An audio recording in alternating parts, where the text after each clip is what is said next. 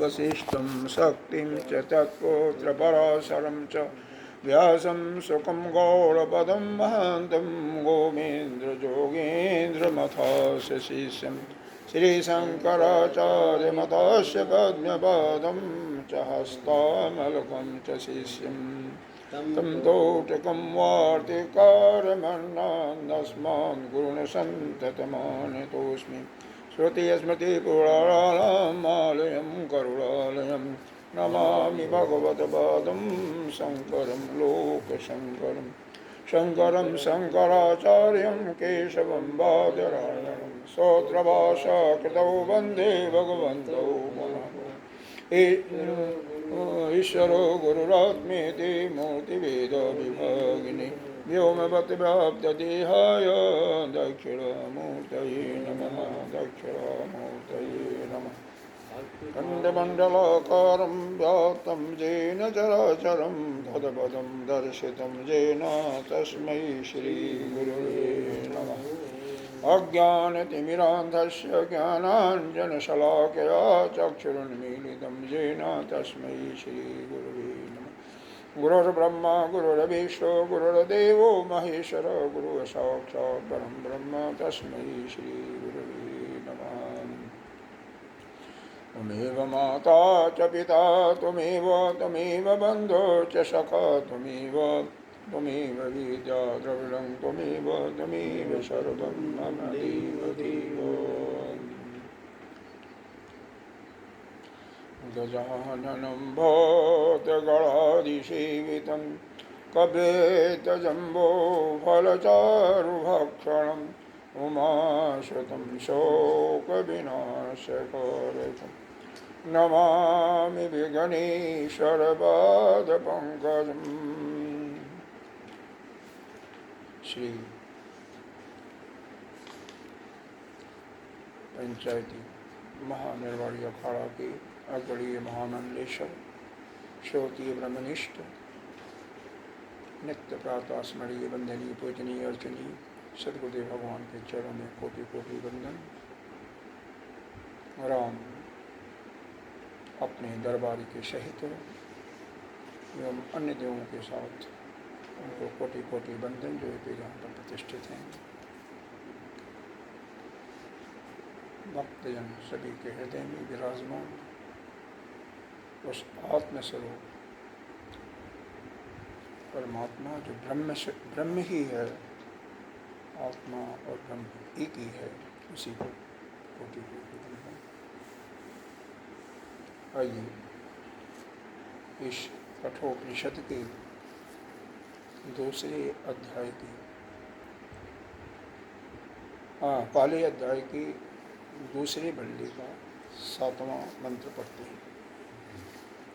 श्रवणायापि बहुभियो न लभ्यः श्रुवन्तोऽपि बहवो जं न विद्युः आश्चर्यो वक्ता कुशलोऽस्य लब्धा आश्चर्यो ज्ञाता कुशलान् शिष्टः न नरेण अवरेण प्रोक्तैषः सुविज्ञो बहुधा चिन्त्यमानः अनन्य प्रोक्ते गति अत्र नास्ति हरियान्निहित अकर्म्य और प्रमाणात्। यहाँ पर जमराज जी ने जो कि गुरु के रूप में हैं, शिष्य नचिकेता जो कि बहुत ही प्रतिभाशाली है, यह साधन चतुष्टय से संपन्न है। यहाँ पर 2 मार्गों का अच्छी तरह से निरूपण किया, एक श्रेय मार्ग और प्रिय मार्ग। प्रिय मार्ग का तो पहले जिक्र कर दिया, अब यहाँ पर श्रेय मार्ग के बारे में बता रहे हैं। प्रिय मार्ग कौन अपनाता है, कौन वर्ण करता है, तो उसके लिए ही बताया गया है। जिसके अंदर अज्ञानता है, उसकी बुद्धि में ज्ञान नहीं आया और साथ ही साथ संसार की कामनाओं में उसकी अभिरुचि है, वह प्रिय मार्ग को अपनाता है। और जो जिसकी कामनाएं लगभग समाप्त हो चुकी हैं, क्षीण हो चुकी हैं, तनु हो चुकी हैं, और वह अपने कल्याण की उसके अंदर पूर्ण इच्छा है, साथ ही उसके उस कामनाओं के समाप्त होने से उसका अंतःकरण भी शुद्ध हो चुका है। ऐसे साधन चतुष्टय संपन्न जो साधक हैं इस श्रेय मार्ग को वर्ण करते हैं। लेकिन श्रेय मार्ग का वर्ण करने के बाद ऐसा देखा जाता है क्षणा या बहु भी यो न लभ्य, बहुतों को, बहुत ऐसे साधकों को श्रवण यानी जहाँ पर इस ब्रह्म के एकता का, आत्मा और ब्रह्म के एकता का ज्ञान दिया जाता है या ब्रह्म विद्या का ज्ञान दिया जाता है, उनको सुनने को नहीं मिलता। श्रुवंतो विभावो जम न विदु, और कई लोग सुनने को मिलता, सुनते भी हैं, लेकिन बहुत से लोग सुनते हैं लेकिन जम न विदु, लेकिन उसको धारण नहीं कर पाते। क्यों? उनको धारण क्यों नहीं कर पाते? उसका कारण यह है कि उनके अंदर कुछ ऐसा ग्रंथि है, एक जो तार्किक भावना होती है कि मैं ही श्रेष्ठ हूँ, वह गुरु के प्रति, अपने आचार्य के प्रति वह पूर्ण रूप से श्रद्धा नहीं कर पाते। दूसरा कारण यह भी हो सकता है कि कहीं न कहीं साधन चतुष्टय में या उनके जो संस्कारों का मल है उसमें कहीं मल पूर्ण रूप से दूर नहीं हुआ है, या कहीं न कहीं किसी विषय में आसक्ति है, सांसारिक विषय में। तीसरा कारण आचार्य का भी हो सकता है। आचार्य साधारण हो, मतलब उसको भी इस ब्रह्म तत्व के, ब्रह्म और आत्मा के एकता का अनुभव न हुआ हो, एक कारण यह भी हो सकता है। या आचार्य और शिष्य में किसी कारण से विरोध आ जाए, आपस में विरोध भी आ सकता है, किसी भी बात पर आ सकता है। हाँ, तो कोई भी इन कारणों से उसको नहीं प्राप्त हो पाता। आश्चर्यो वक्ता कुशलो से लब्धा, कह रहे हैं आश्चर्य इस बात की भी है कि वक्ता जो है कुशल होने पर भी आश्चर्य हो गया था।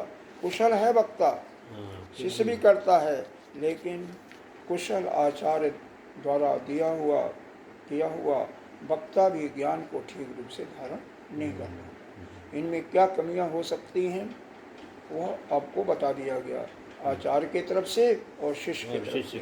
शिष्य के तरफ से श्रद्धा का गुरु के प्रति कमी होना, यानी उसका समर्पण नहीं है गुरु से, गुरु के प्रति आश्रय भाव नहीं है। और दूसरा हो सकता है कहीं उसकी कहीं न कहीं आसक्ति संसार में लगी हुई है, जिससे उसका मल ठीक रूप से अंतःकरण मलिन है। तीसरा कारण यह बताया कि आचार्य ही साधारण कोटि का हो, मतलब वह स्वयं इस ब्रह्म विद्या की, ब्रह्म और आत्मा की एकता का उसको अच्छी तरह से बोध न हो, मतलब अपने अंदर अनुभव न हो। चौथा कारण दोनों में और भी किसी कारण से आपस में भ्रम का पैदा हो जाना, शिष्य और गुरु में, आचार्य का। अब इसका भाष्य तो हो चुका था, भाष्य तो आगे भी हो चुका था। भाष्य को सुनने की इच्छा तो बताऊं, नहीं तो आगे ठीक है ना। दूसरा मंत्र जो है, न नरेण अवरेण प्रोक्त ईशः, न नरेण अवरेण, नरेण कहते हैं मनुष्य को, ठीक है ना। नरेण का, नर का मतलब मनुष्य होता है, ये सीधा साधा है। नर का मतलब मनुष्य है, जरा ऊपर ध्यान दो। नर से माने क्या होता है? मनुष्य होता है, पुरुष होता है, नर नारी होता है, नर माने पुरुष होता है। तो नरेण का मतलब पुरुष हुआ, मनुष्य हुआ। मनुष्य में पुरुष स्त्री दोनों हो सकती है।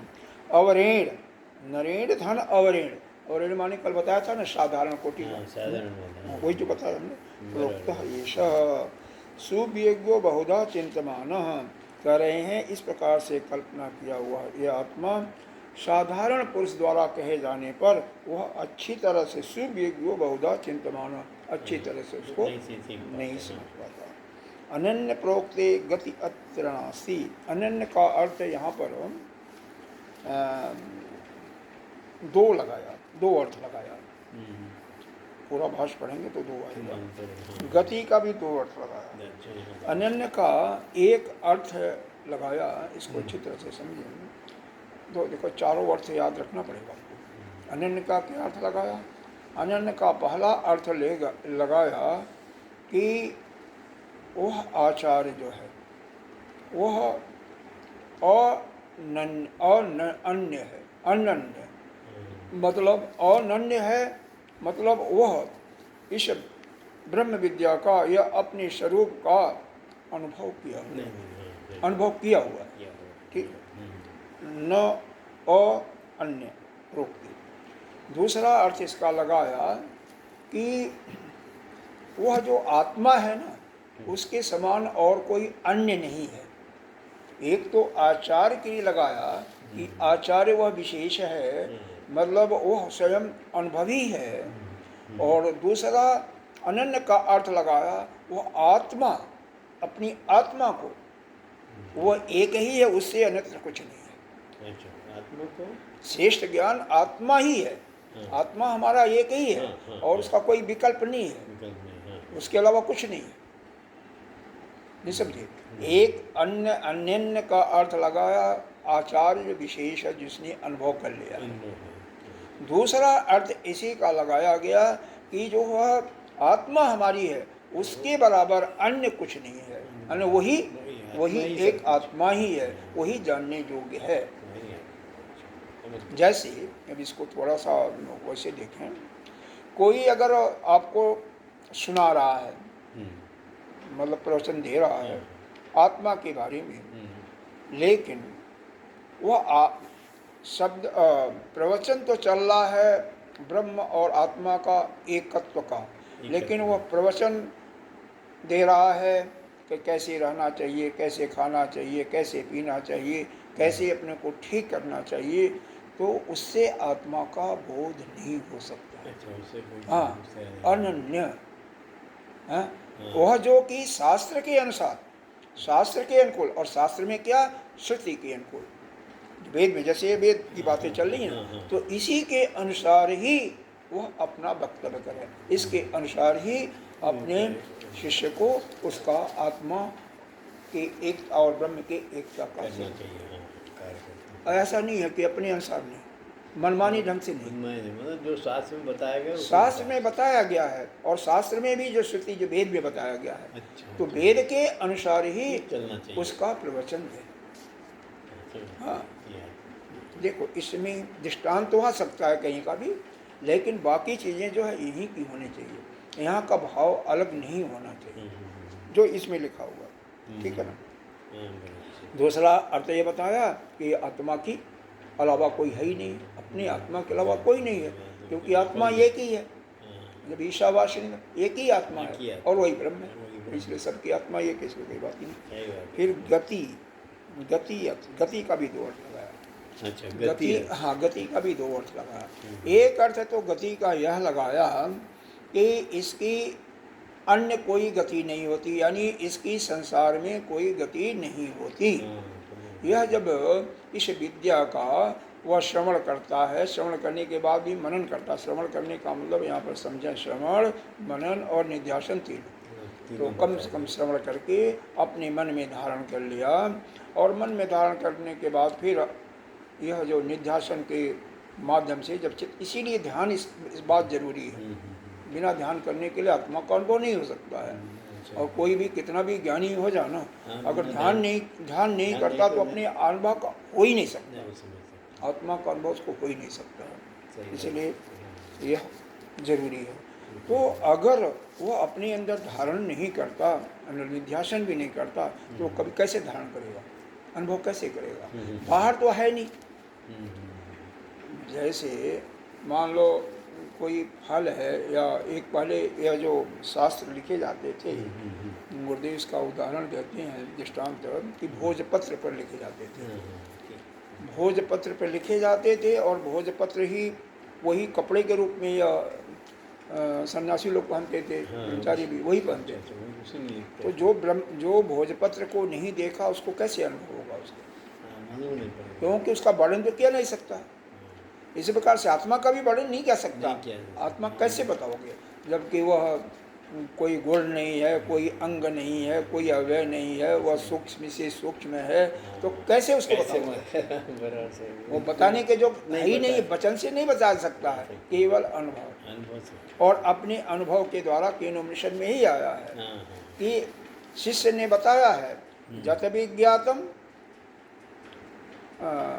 जत जत अविज्ञातम तद विजानतम तद विज्ञेयम तद अविजानता। जो हमारी मन बुद्धि के अंदर आता है, जानता हूँ, इसका मतलब वो हम नहीं जानता, वह व्यक्ति उसको नहीं जानता। और जो कहता है मैं नहीं जानता हूँ, वो उसको जानता है। अच्छा ऐसा हो जाता है। तो शिष्य ने भी सुन करके बारंबार अभ्यास करके इस चीज़ को समझा। केवल अपने अनुभव के द्वारा ही समझाना पड़ा उसको। दूसरे बताने में नहीं। समझाना पड़ेगा, उसके लिए भी प्रयत्न करना पड़ेगा। और फिर डंका की चोट पर कहता है गुरुदेव मैंने समझ गया। क्या अच्छा, समझा? यही बताता है, नहीं जो बताता। ज्ञात, यही बताता है कि जो ज्ञात है, क्योंकि उसको तो कोई देखा नहीं ना।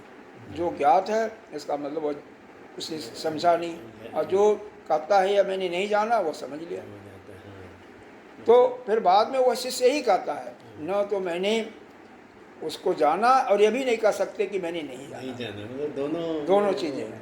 क्यों? इस मन बुद्धि से तो उसको नहीं जाना, बुद्धि और इंद्रिय के माप से उसको नहीं जाना, लेकिन अपने अनुभव के आधार पर उसको मैं देख लिया, जान लिया, उसका अनुभव कर लिया। सही बात है। नहीं तो ठीक है, इसको थोड़ा सा तो यहाँ पर गति का एक अर्थ तो यह हुआ कि उसकी जो आत्मा को जान लेता है उसकी अन्यत्र अन्य कोई गति नहीं होती, यानी परलोक को दूसरे लोक को नहीं जाता है। यह तो तीसरा अर्थ है। अब इनको अर्थों को देख लो, बाकी तो उसमें फिर वो मिला करके सामान हो जाएगा। अनन्य का एक अर्थ लिया आचार्य के लिए, ये आचार्य जो हो वो अनन्य हो, मतलब वह श्रेष्ठ हो, अनुभव किया हुआ हो, आत्मा का ज्ञानी हो। ज्ञानी तो होगा ही, ज्ञानी नहीं होगा तो पढ़ा नहीं सकता। प्रोफेसर जो होते हैं वो कम ज्ञानी नहीं होते हैं। बच्चे को जो पढ़ाते हैं, बच्चे को याद भी हो जाता है, बच्चों को वह सब उसका अर्थ भी फटाफट बोल देंगे, हम लोगों से ज़्यादा बोल देंगे, अच्छी तरीके से बोल देंगे, लेकिन उसका अनुभव नहीं होगा, क्योंकि उसको अंदर संसार की कामना है, कामना से भरा हुआ है, गृहस्थ है। हाँ, तो लेकिन बाकी तो वो बताएगा तो ज्ञान तो हो जाएगा, शब्दों का ज्ञान हो जाएगा, मंत्रों का मंत्र याद भी हो जाएगा, उदाहरण भी हो जाएगा, लेकिन अंदर अनुभव करने वाले का तो अंदर अनुभव किस प्रकार नहीं, किस प्रकार से गुरु ने अनुभव किया है उसी प्रकार से अनुभव करना पड़ेगा ना।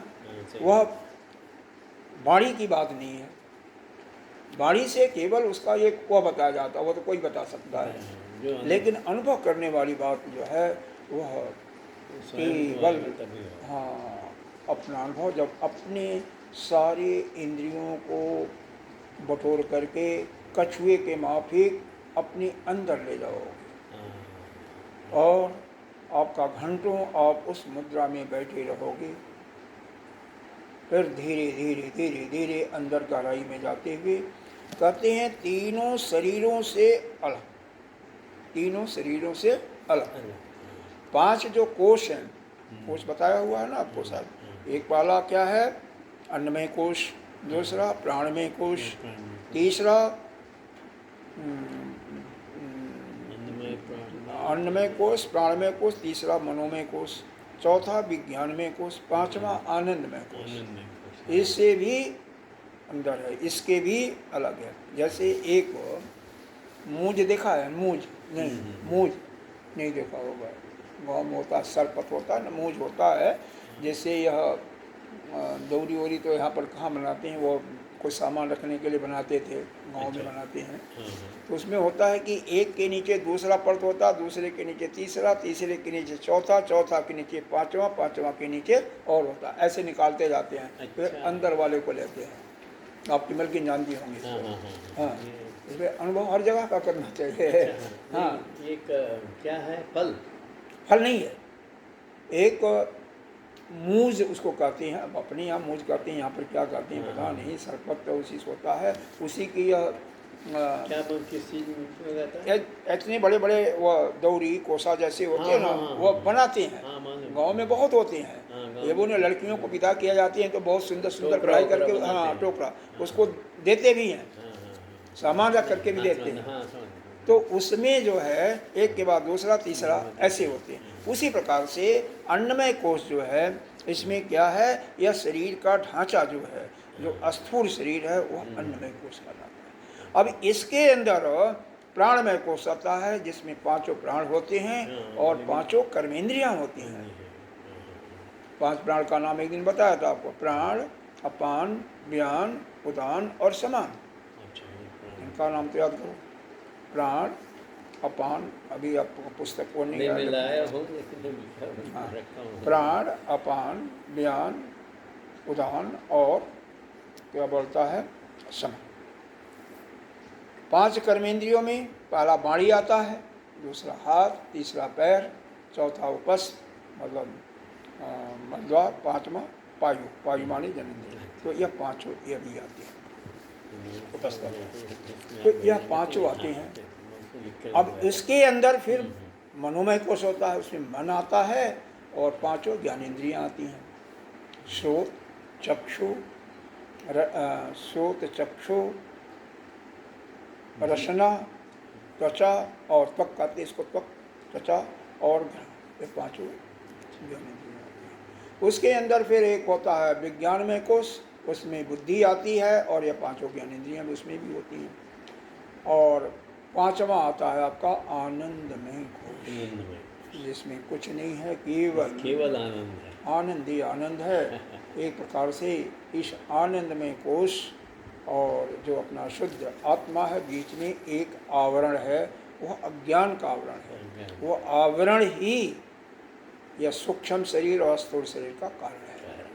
जैसे वह समाप्त हो गया तो ये जीवात्मा समाप्त और जीवात्मा ही शुद्ध आत्मा की आनंदमय कोश के बीच में वो है।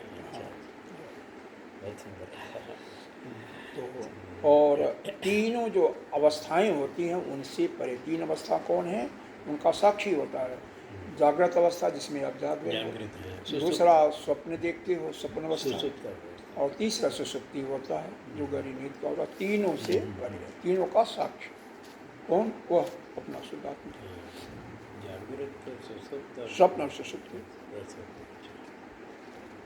तो इसकी कोई गति नहीं होती है, कोई गति इसकी नहीं। अणियम वह अणु से भी सूक्ष्म है, और उसके लिए जानने के लिए प्रमाण क्या है, प्रमाण हमारा श्रुति ही है, वेद ही है। श्रुति क्या है, हमारा वेद ही है भाई। उसको वचनों से, वाणी से नहीं बताया जा सकता, अनुभव ही। हाँ, अनुभव ही है। और उसका प्रमाण क्या है, हमारा आगम प्रमाण, श्रुति में लिखा हुआ है ऐसा। वो अणु से छोटा है, सबसे छोटा है। तो जो लिखा हुआ है उसी को हम बताएंगे, बता सकते हैं। हाँ, उसी के अनुसार चलना भी चाहिए। इसीलिए श्रुति पर यानी वेद पर कहा गया है, श्रद्धा का नाम दिया परिभाषा, गुरु शास्त्रे सुवाकेश सत्य बुद्धिया, पूरी सत्य बुद्धि। शास्त्र में केवल हमारे 4 वेद हैं और 6 और हैं, जिसमें क्या आता है आपका,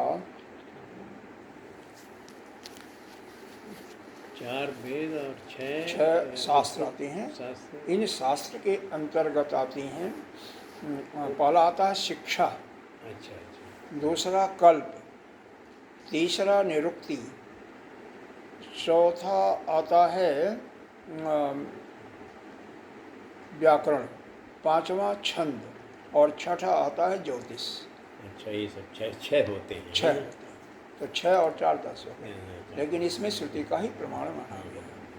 6 शास्त्र में देखो, शिक्षा से यह बताता है कि हमें किस प्रकार से पढ़ना चाहिए। यह संस्कृत के वाक्यों को पढ़ने का बोध होता है। हाँ, शिक्षा कल्प कर्म कांड को बताता है, जो कि वेद का पूर्णवंशन वर्णन है। तीसरा निरुक्ति कहते हैं डिक्शनरी को, संस्कृत से हिंदी में डिक्शनरी या संस्कृत से इंग्लिश में डिक्शनरी, इस प्रकार से हाँ निरुक्ति इसको कहते हैं। चौथा अगर छंद कहें तो छंदों को कैसे कहाँ कामा लगाते हैं, कहीं पुल स्टॉप लगाते हैं, कहीं वो दो लगाते हैं, तो उसको पढ़ते कैसे हैं, इतने अक्षर होते हैं, कौन सा छंद है, बृहति छंद है तो उसमें इतने अक्षर होंगे, या गायत्री छंद है तो उसमें 24 अक्षर होंगे। इस प्रकार से छंदों की बात करते हैं। और फिर पाँचवा होता है व्याकरण। व्याकरण के बिना किसी शब्द का अर्थ नहीं निकाल सकते। संधि क्या है, कौन संधि है, किस संधि से इसको तोड़ना। और छठवां जो है वेदों का आँख कहा जाता है, वह ज्योतिष। ज्योतिष ज्योतिष एस्ट्रोलॉजी, वो वेद का ही तो है, कहीं अलग से नहीं है, वेद ही है, वेद का ही एक पार्ट माना गया है, उसको कहते हैं ज्योतिष। तो यह जो है, यह श्रुति बताती है कि वो अनुसूया से छोटा है। तो इस प्रकार से इसका शब्दों का अर्थ ही हुआ न नरेण मनुष्य, उसको कैसे, ये जो साधारण प्रकार का जो वक्ता है उसके द्वारा वह समझ लेगा, लेकिन उसका अनुभव अपने अंदर नहीं कर पाएगा। अनन्य प्रोक्तो, कोई अनन्य ऐसा प्रोक्ता होगा जो कि अनुभवशील होगा, आत्मा और ब्रह्म की एकता का उसको अनुभव होगा, वही जो है इसको बता सकता है। अब यहाँ पर अनन्य शब्द का दो अर्थ बताया गया कि एक तो अनन्य, वह जो प्रोक्ता है वह स्वयं अभेद दृष्टि वाला है, जो कि स्वयं ब्रह्म को जानता है, अनन्य है। और दूसरा अर्थ इसका बताया, वह आत्मा के अतिरिक्त और कोई नहीं है, आत्मा ही हमारा अन्य है, अनन्य है, श्रेष्ठ है, बस आत्मा के अलावा और कुछ नहीं है, और कुछ नहीं है। ज्ञान की वही पराकाष्ठा दिया, आत्मा का ज्ञान ही पराकाष्ठा है, अंतिम सीढ़ी। गति का भी दो अर्थ बताया। एक तो गति का यह सांसारिक गति, मतलब किसी वह जीवात्मा जो है कि कोई सांसारिक अन्य गति नहीं होती। चौथा वह आत्मा को जान लेने वाला, वह बस यहीं पर, वह उसका प्राण जो है यहीं पर उत्क्रमांत कर जाता है और यहीं पर।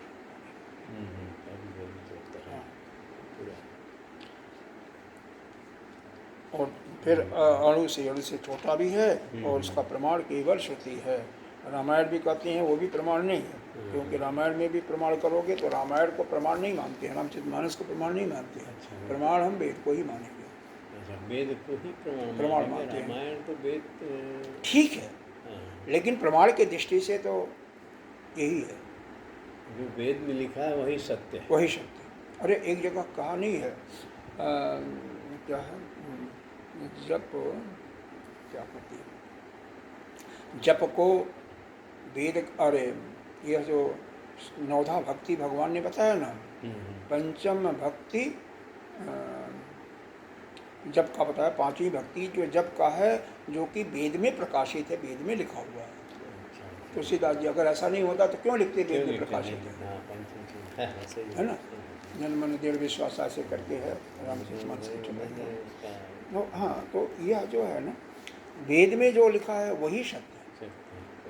गीता जी को मानते हैं, लेकिन ये सेकंड नंबर पर मानते हैं, पहला तो वेद ही है प्रमाण, प्रमाण के लिए वेद हाँ, ही है। गीता जी भी मानते हैं, गीता जी को मानते हैं, ब्रह्मसूत्र मानते हैं, क्योंकि ब्रह्मसूत्र में तो सभी जो खंडन करके जितनी भी विरोधाभास चीज़ें हैं ना, उनका एक अलग निष्कर्ष माना गया कि किसी श्रुति में कुछ है, किसी में कुछ है, कहीं गीता जी में कुछ है, तो उसका एक निष्कर्ष निकाल करके बस यही 195 अभिप्राय हैं, 195 वेद में ही जाना पड़ेगा, है ना? और इसके लिए यही तो वेद है, और क्या, यही तो वेद है। अब आइए इसका कह रहे हैं, आत्मा में कोई गति नहीं है, ठीक है, यही कह रहे हैं, इसमें भी यही लिखा हुआ, क्योंकि ये सूक्ष्म परिमाण का सूक्ष्म है। अब आइए इसका शब्दार्थ भाष्य, कुछ बताया भी दिया था, कुछ पढ़ाया था, नहीं पढ़ाया था, नहीं ना, न ही नरेण मनुष्य अवरेण, चलो देख लेते हैं। न ही नरेण, थोड़ा जल्दी कर, मनुष्य अवरेण मतलब कोई भी आत्मा जो है जिसके विषय में तुम पूछ रहे हो, प्रोक्तो अवरेण हीन प्राकृत बुद्धिना, वह अगर साधारण किस्म का व्यक्ति है, बुद्धि वाला है, तो उसके बताने पर अच्छी तरह से नहीं समझा जा सकता है। न ही सुष्टु, सुष्टु मतलब अच्छी तरह से सम्यक विज्ञो विज्ञातुम, अच्छी तरह से उसका ज्ञान नहीं हो सकता है। क्यों? क्योंकि उसमें से बहुत लोग क्या कहते हैं, कोई कहता है करता है, कोई कहता है नहीं आत्मा करता है, कोई कहता है वह शुद्ध है, कोई कहता नहीं वह शुद्ध है, इत्यादि अनेक प्रकार से लोग उसका चिंतन करते हैं। शुद्ध करते यह कर्ता कौन मानता है? यह न्याय दर्शन जिसके ऋषि गौतम जी हैं, गौतम ऋषि हैं, वह कहते हैं, वह कर्ता है। अकर्ता कौन मानता है? यह जो पूर्व मीमांसा, वेद का पूर्व मीमांसा है, वह कहता है कि परमात्मा, आत्मा तो है ही नहीं, परमात्मा तो है ही नहीं, ब्रह्म तो है ही नहीं है, तो वह कैसे कर्ता बन सकता? तो उसको अकर्ता मानता है, तो उसको अकर्ता हाँ नहीं, वो उसको आत्मा को मानते, कर्ता मानते ही नहीं है। और सांख्य दर्शन उसको अकर्ता मानता है, कहता है पुरुष तो एक है और अरे पुरुष तो अन्य है, लेकिन वह अकर्ता है, वह ब्रह्म जो है अकर्ता, कुछ नहीं करता। अच्छा, शुद्ध, वेद हमारा शुद्ध उसी को मानता है कि नित्य शुद्ध बुद्ध मुक्त है, लेकिन जैन दर्शन वहीं पर कहता है कि नहीं, यह जो हम कर्म करते हैं, कर्म का उसका एक संस्कार उस पर चढ़ जाता है, जबकि वह जीव पर चढ़ता है, उस पर नहीं चढ़ता है, जो कि जीव उसका प्रतिबिंब है। लेकिन वह मानते हैं कि जीव का एक लेप उस पर चढ़ जाता है, इसके कारण से वह शुद्ध हो जाता है। और जब वह व्यक्ति तपस्या करता है, तब उसके वह लेप, वह जो उसके कर्मों का जो लेप है, कर्मों का संस्कार जो है वो नष्ट हो जाता है तपस्या के बल पर, फिर वह शुद्ध हो जाता है, फिर वही तीर्थंकर इत्यादि होता है, उसको इसके रूप में पूछते हैं। ठीक है, हर एक की फिलॉसफी अलग अलग है। अब जब सारे धर्मों की फिलॉसफी पढ़ो तो जाकर के इसका अब कह रहे हैं इसके आगे, कथम पुनः सुपीज्ञेयमिति उच्यते, तो फिर किस प्रकार अच्छी तरह जाना जाता है? प्रश्न पूछ रहे हैं, कथम पुनः सुविज्ञेयमिति उच्यते, किस प्रकार से उसको अच्छी तरह से जान सकते हैं? अनन्य प्रोक्ते अनन्येन, तो कहते हैं अनन्य प्रोक्त, अनन्य अर्थात अपृथकदर्शिना, जो प्रतिपाद्य ब्रह्म शोक को प्राप्त हुए, जो जिसने आत्मा और ब्रह्म के एकता को अनुभव कर चुका है, यानी अपने अंदर अपने स्वरूप का अनुभव कर चुका है कि हमारी ही आत्मा ब्रह्म है, हमारी आत्मा, सबकी आत्मा एक है और वही ब्रह्म है। इसीलिए आपको बार बार कहती है ना, कई बार बताया होगा, मेरे ख्याल से 10-15 बार बताया होगा कि आप पूजा करो, मेरे गीता जी में बताया है, पूजा करो तो यह अनुभव करो कि हमारी आत्मा और उसकी आत्मा जिसकी हम पूजा कर रहे हैं, दोनों एक हैं और वही ब्रह्म है। कई बार कहा हुआ, गीता जी के चैप्टर में भी बताया गया, यहाँ बताया कि दोनों एक हैं। आप चाहे गणेश जी की पूजा कर रहे हो, चाहे राम जी की, चाहे कृष्ण की, चाहे शिव जी की, दोनों की आत्मा एक है, चाहे दुर्गा की, इसको अनुभव करो। बताया था ना उसमें, स्वाध्याय में बताया था ना, फिर स्तुति करो, और स्वाध्याय के बाद जोग बताया था, ये तो एक ही दिन बताया था। जोग में आप अपनी और उसको आत्मा को एक करो और फिर उसी को ब्रह्म समझो। उनकी आत्मा हमारी आत्मा सेम है, सेम वही है।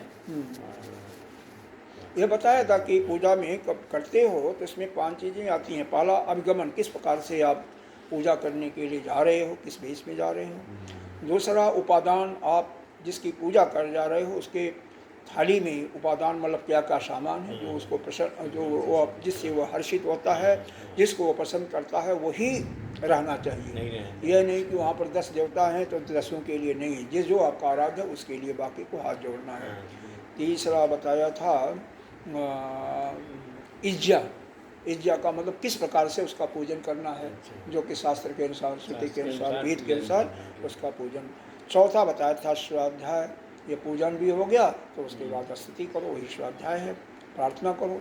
और 5वां फिर योग बताया था। योग का मतलब ये आसन प्राणायाम वहाँ पर नहीं है, योग का मतलब अपनी आत्मा को और उसकी आत्मा को एकत्र करो और उसी को ब्रह्म को, वही ब्रह्म है, हमारी आत्मा उसकी आत्मा एक है और वही ब्रह्म है, इसको जोड़ दो। तो देखो ये थोड़ी चीज़ें, अगर यह सब चीज़ें नोट हो जाए करेंगे ना तो अच्छा है। नहीं, मैं भी नोट करता हूँ, कल आपको दिखाता हूँ। नहीं, आज कुछ मनन किया था, कुछ मनन किए थे। हाँ, आज सुबह थोड़ा किया था, लेकिन वो पूरा नहीं हो पाता है। अच्छा, कोई बात, बार बार करे तभी आएगा। 10 मिनट किया होगा ना कम से कम। जैसे अभी आप हमको कितना किया, आधा घंटा बोला था, आधा घंटा में कितना? मैंने उसको भी भेजा है, क्या बोलते हैं, अर्चना और इनको भी भेजा है, विजय को भी भेजा है कल वाला। हाँ, उसमें बहुत अच्छा आपने बताया ना बीच बीच में।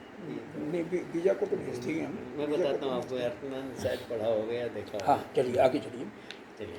हाँ, जो एक जान लिया। अपृथक दर्शना है आचार्य प्रतिपाद्य ब्रह्म आत्मभूतेन प्रोक्त उक्त आत्मनि गति अनेक अनेक गति अनेक कद अस्ति न अस्त्यादि लक्षणा चिंता गति अत्रास्मिन् आत्मनि नास्ति न विद्यते सर्व विकल्प गति प्रत्यस्तमित त्वादात्मनः त्वदात धन आत्मनः, ऐसे बोला त्वत धन आत्मनः। यहाँ पर ये बताया था कि ऐसा जो आचार्य है जो कि स्वयं ब्रह्म का अनुभव किया हुआ ब्रह्म स्वरूप को प्राप्त है।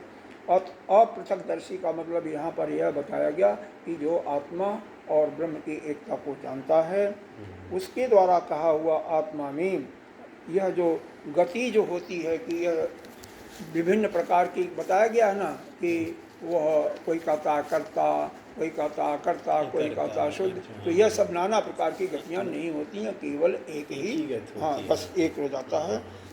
वह गणित चिंता नहीं है, क्योंकि आत्मा जो है उसके अंदर कोई विकल्प नहीं है, एक ही है और वह नित्य शुद्ध बुद्ध मुक्त ही है। ऐसा नहीं है शुद्ध नहीं होता, कभी नहीं है शुद्ध होता। जैनियों का फिलॉसफी जो कहते हैं वह तर्क संगत नहीं है, क्योंकि तर्क यह जो आत्मा तर्क द्वारा जाना नहीं जा सकता। आगे तर्क अगले मंत्र में तर्क की बात किए हैं, तो वह तर्क करना इस पर ठीक नहीं है। तो किसी का खंडन नहीं, लेकिन वास्तव में जो हमारा वेदांत वेद कहता है वही हम उसको मानना बस। उसके अलावा वेद के विपरीत जो कहा है उसको हम नहीं मानते, सीधी बात है। तो क्योंकि आत्मा में कोई विकल्प नहीं है, कोई गति नहीं है। अथवा अब इसका दूसरा अर्थ, एक तो आत्मा में कोई गति नहीं है, सभी गतियों से अलग हो गया। अथवा स्व आत्मभूते अन्यस्मिन् आत्मनि प्रोक्त अनन्य प्रोक्ते गति है। अथवा अनन्य प्रोक्ति अपने स्वरूप भूत अनन्य आत्मा का गुरु द्वारा, ये तो बताया ना कि आत्मा के अलावा कुछ नहीं है, एक ही आत्मा है। और दूसरा कोई गुरु है जो स्वयं अनुभव किया हो, उसके द्वारा जब इसकी शिक्षा दी जा रही है तो उसका आत्मा का अनुभव हो जाता है। और जो साधारण जैसे बताते हैं हाँ जो साधारण वक्ता होता है वह चूँकि स्वयं जो है राग द्वेष से ग्रसित है संसार में, तो वह ज्ञानी अज्ञानी अज्ञानी अज्ञानी भी नहीं मतलब ऐसा हाँ मतलब वास्तव में तो दो ही होता है, ज्ञानी अज्ञानी। बीच का यहाँ पर तो है नहीं हाँ, लेकिन मेन जो है कुछ बता तो रहा है ठीक है, उसका ज्ञान तो ज्ञान के दृष्टि से हो जाएगा, लेकिन अनुभव इसलिए नहीं होगा कि वह स्वयं राग द्वेष से ग्रसित। जानकारी तो उसको है, जानकारी तो राग द्वेष बता रहे थे हाँ, राग द्वेष से ग्रसित है। भाई राग भी है द्वेष भी है। भाई जिसके अंदर अहम की प्रवृत्ति होगी, यह मेरा, यह मैं और यह तू या तेरा, तो जिसको वह अपना नहीं मानेगा उससे द्वेष करेगा, जिसको अपना मानेगा उससे प्रेम करेगा, बस सीधी बात है। तो इस प्रकार से यहाँ पर दो चीज़ें नीचे के लाइन का दो का बात बता दिया। एक तो अनन्य प्रोक्ता यानी गुरु जो हो वह अभेद दृष्टि हो, आचार्य जो बात बता रहा समझा रहा है उसके अंदर किसी भी मनुष्य में भी भेद नहीं हो, हर जगह कोई अभेद दृष्टि हो, अभेद दृष्टि। जब सभी को एक समान देखेगा तभी तो अभेद दृष्टि होगी। हाँ, न कि अपनी आत्मा को दूसरी आत्मा को अलग देखा तो भी नहीं होगा। सबकी आत्मा एक ही है और वही आत्मा मैं ही सभी की आत्मा हूँ और सभी मेरे अंदर ही हैं, ठीक है। और वही आत्मा ब्रह्म की, इसीलिए तो पूजा करने में उनकी आत्मा मेरी आत्मा एक और वही ब्रह्म, वही अलग, वो अलग नहीं है, अलग नहीं। ऐसा जब दृष्टि जब आ जाएगा ना तब जा करके भेद दृष्टि आती है। वो नहीं आएगा तो नहीं होगा, जल्दी नहीं वो आना चाहिए। बता रहे हैं, बहुत बढ़िया। गेस्य अन्यस्य अभावात्, क्योंकि आत्मा के एकत्व का जो विज्ञान है यही ज्ञान की प्रानिष्ठा है। मतलब ज्ञान की निष्ठा, अंतिम ज्ञान की सीढ़ी यही है कि आत्मा और ब्रह्म एक है, बस इसके अलावा कुछ नहीं। हम ब्रह्मास्मि इसीलिए ना चार वाक्य हैं। प्रज्ञानम ब्रह्म एक वेद का है, यजुर्वेद का, वेदारण्यक उपनिषद का है, यह है कि अहम ब्रह्मास्मि। सामवेद का है तत्त्वमसि और अथर्ववेद का है अयम आत्मा ब्रह्म। ये चार महावाक्य हैं, इनमें से इसी का हमारे जो तैत्तिरीय उपनिषद है जो हमारी शाखा का, इसका यह महावाक्य है अहम ब्रह्मास्मि। क्योंकि तैत्तिरीय यह उसका बृहदारण्यक उपनिषद का है, यजुर्वेद का है, शुक्ल यजुर्वेद का, तो उसके अनुसार। अब इसके बाद बता रहे हैं, अतो अवगंत व्याभावान्य गति ही, गेय वस्तु का जब जिसको अभाव हो जाता है, गेय वस्तु को जो जान जाता है, फिर वहाँ और कोई गति नहीं रहती है। इसका मतलब उस अनन्य अर्थात आत्म तत्व के उपदेश कर दिए जाने पर संसार की गति नहीं होती है। यह तीसरा अल्प हो गया। संसार गति वात्र न अस्तन्य आत्मनि प्रोक्ते न अंतरिक इत्यादि विज्ञान फलस्य मोक्षस्य, और उसका फल क्या है, तुरंत ही मोक्ष को वह व्यक्ति प्राप्त हो जाता है। मतलब जो आत्मा को अपना जान लिया, जानने का मतलब अनुभव कर लिया। इसीलिए तो यहाँ पर गुरुदेव भी बारम्बार कहते हैं हो जाएगा, यह समझो अगर कोई लगा रहेगा इस ज्ञान में तो उसका अनुभव हो जाएगा। यह कहो तुरंत हो जाएगा तो दैट इज होता है कि सुनते सुनते अनुभव हो जाता है, लेकिन वह एक का कोई किसको होता है, जिसका नहीं, जिसका अंतःकरण बिल्कुल शुद्ध होगा उसको तो हो ही जाएगा। बुद्धि प्रखर होगी, कंडीशन है ना, बुद्धि भी प्रखर हो, अंतःकरण भी मलिन हो, अरे अंतःकरण भी शुद्ध हो, किसी संसार से किसी प्रकार की उसका आसक्ति भी नहीं हो, न किसी चीज़ की कामना हो, कोई कामना हो कि मैं किसी से प्राप्त करना, तो वह प्राप्त कर लेगा, वह सुनते सुनते कर लेगा। तो उसके लिए उसके योग्य बनना पड़ेगा ना। हाँ, नहीं तो यह कहो कि लगे रहो तो हो जाएगा, आज नहीं तो कल नहीं, जन्म में तो बारम्बार बार। अब आइए, अथवा फिर चौथा अर्थ बता रहे, अथवा चौथा या तीसरा अथवा प्रोच्यमान ब्रह्मात्मा भूतेन आचेण प्रोक्तम आत्मनि अगति अवबोधो परिज्ञानम, यानी उस ब्रह्मभूत आचार्य द्वारा जो कभी बताया नहीं गया, ये आगे बताया जाएगा। ब्रह्म के बारे में भी आगे बताया जाएगा। उसके बताने पर आत्म तत्व में फिर कोई गति नहीं होती, ठीक है ना। अर्थात उसका अज्ञान नहीं रहता, आत्मा का ज्ञान हो जाता है। एक बार जब आचार्य से आपने सुन लिया, अब कैसे सुना, अपने अंदर उसको अच्छी तरह से, यह नहीं कि आज सुना कल भूल जाओ। पहले तो ऐसा है ना, अपरोक्ष अनुभव तो करो। अपरोक्ष अनुभव का तात्पर्य है कि जैसे बताया गया या जो श्रुति में लिखा हुआ है वो कम से कम माइंड में तो हमेशा रहे कि कैसा हमारा आत्मा है। वो पहले होगा, बाद में अनुभव होगा ना। अब जब उसी में भूल जाएगा तो आगे अनुभव की बात ही नहीं रहती। हाँ, अनित्य दोनों समय ध्यान होता रहे, ध्यान के माध्यम से जब हमारा मन और इंद्रियां अंदर अपने में अंदर जाएंगी, शांत होंगे, एकाग्र होंगी, तब जाकर के उसका अनुभव हो जाएगा। उसी का चिंतन करते रहो वहाँ पर बारम्बार कि आत्मा हमारा ऐसा है, ऐसा है, चिंतन करने से हो स्वाध्याय, चिंतन, मनन, बिल्कुल बिल्कुल यह सब करना पड़ेगा। सब चीज़ों से ही अरे आत्मसात होगा, नहीं तो सुनते जाएंगे, बोलते जाएंगे। कारण यह है, इसीलिए समय नहीं मिलेगा। यह नहीं अब कोई कहे कि हम यह भी कर लें और संसार का देख लें, तो संसार का देखने के बाद यहाँ पर नहीं समय मिलेगा, और यहाँ पर देखो तो संसार के बारे में सोचने का समय नहीं मिलेगा आपको। फ़ोन करने के लिए भी सोचोगे अरे क्या छोड़ो बाद में करेंगे, क्या करें, क्योंकि हमें इसमें इतना काम करना पड़ता है। तो फिर आत्म तत्व में कोई अगति नहीं होती, यानी वह कुछ भी उसमें अज्ञान नहीं बसता। अर्थात आचार के समान उस श्रेता को इस आत्म विषय ज्ञान का अनुभव हो जाता है। यह हो जाता कि मैं ही ब्रह्म हूँ। हालांकि इसका बारंबार अभ्यास करना इसीलिए बनता है। हम ब्रह्मास्मि ध्यान में यही करो।